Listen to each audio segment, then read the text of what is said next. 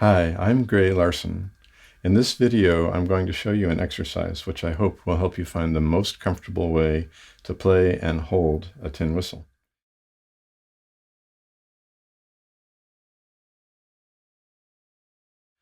This exercise also appears in print in 3 of my books: First Lessons Tin Whistle, The Essential Tin Whistle Toolbox, and The Essential Guide to Irish Flute and Tin Whistle. I suggest you watch this entire video before you try the exercise yourself. So let's get started.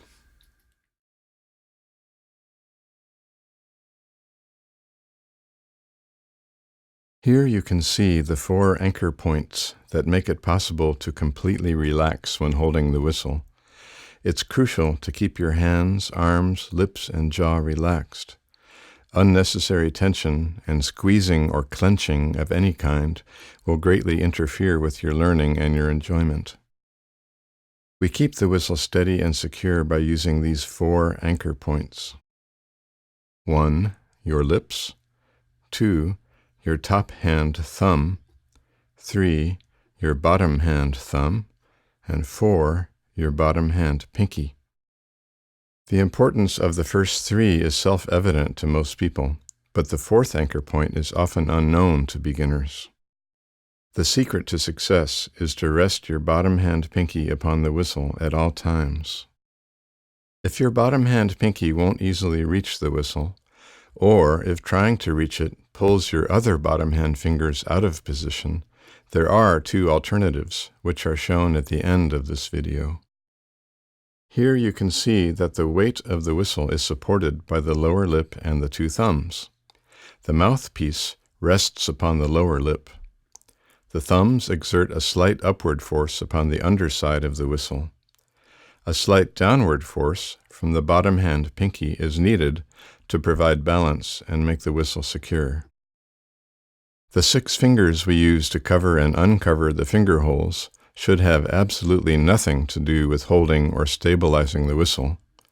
Their only job is to interact freely with the finger holes. Please don't burden them with anything else. Now let's get started with the 7-step exercise. Step 1. Sit at a table and pull a chair or a high stool up close to the edge. Pick up the whistle with 2 hands and place the bottom opening of the whistle upon the tabletop. Sit high enough so that when you lean over the edge of the table, you can position your head to gently hold just the tip of the whistle's mouthpiece centered between your lips. If you are not very tall, you may need to stand or sit on a high stool. Keep your teeth slightly apart and don't allow them to touch the whistle's mouthpiece.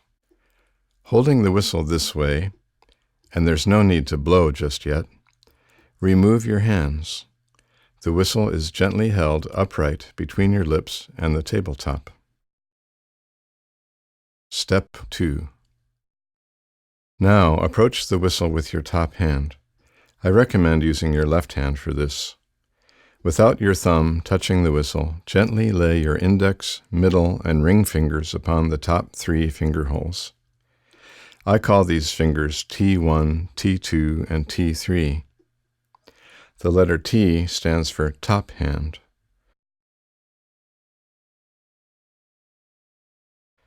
Cover and seal these holes with some part of the fleshy pad of each finger, not with your fingertips. Think of using your fingerprints to cover these holes. Allow your hand to stay very relaxed. Depending on the size of your hands, your fingers may arch more or less, or they may be nearly flat. However, completely straight fingers might be a sign of tense muscles. You want to keep your fingers very relaxed. Try to avoid the buckling or caving in of any finger joints.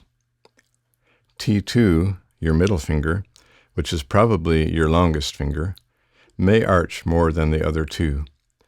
Your pinky should just hang in the air, relaxing comfortably, not touching the whistle at all.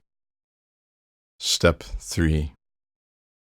With these 3 fingers still relaxed and comfortable, relax your top hand thumb and allow it to touch the underside of the whistle wherever it comes to rest most naturally.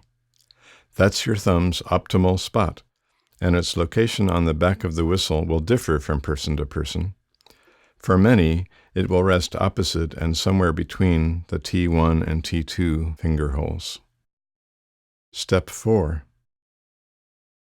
Next, keeping your top hand in place, approach the whistle with your bottom hand, and, without your bottom hand thumb touching the whistle, gently lay B1, B2, and B3 upon their holes.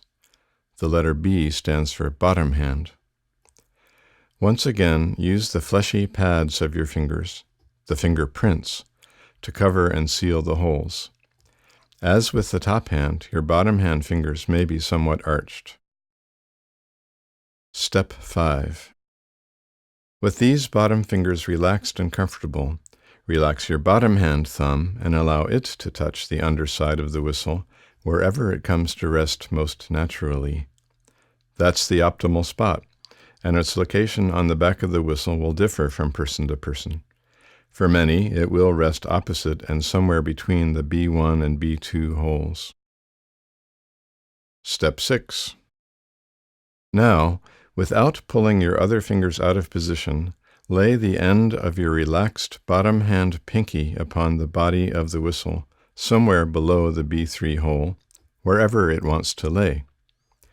If your hands are small, your pinky may only touch the body of the whistle with its tip. That's all right. It's important, though, that it rests securely upon the whistle. You may now want to experiment a bit, slightly shifting your entire bottom hand position in order to find the most comfortable way to cover and seal the finger holes while resting the pinky on the whistle body. If your pinky won't comfortably reach the whistle, that's okay. There are 2 alternative strategies, which we'll get to later in this video, but don't give up on using your pinky too easily. With some experimentation, you may be able to make it work. Step 7. Now, with all your fingers and your lips relaxed and in place, straighten up your back and neck, assuming an upright posture, and simply lift the whistle with you. Allow your elbows to relax and fall by your sides. When you blow into the whistle, you'll want the air to travel straight through with no kink or bend in the airstream, or very little. Once you've found and settled into your own comfortable arm and hand position, close your eyes and try to tune in to the sensations of this body arrangement. Remember how it feels, how your body and the whistle are configured in space. Now that you've lifted the whistle from the table, also notice and feel how gravity's effect on the whistle has changed. Now your 2 thumbs, instead of the table, support the weight of the whistle's body, and the minimal weight of the mouthpiece rests upon your lower lip. Your bottom hand pinky provides just the needed touch of downward pressure. The whistle rests in a stable equilibrium and will not fall from your hands. Confirm this for yourself. Keeping all 4 anchor points in place, your lower lip, both thumbs, and your lower hand pinky, uncover all 6 of the finger holes. This is it, your relaxed whistle hold. If your bottom hand pinky won't reach the whistle, there are 2 alternate strategies you can employ. Let's explore them now. Alternative number 1, using B3 as the 4th anchor point instead of the bottom hand pinky. Remember, B3 is your lower hand ring finger. So here's the first alternative. If your bottom hand pinky won't comfortably reach the whistle, your B3 finger can become the crucial 4th anchor point. Allow it to cover its hole at all times except when you are playing the note E. To play E, you must uncover the B3 hole.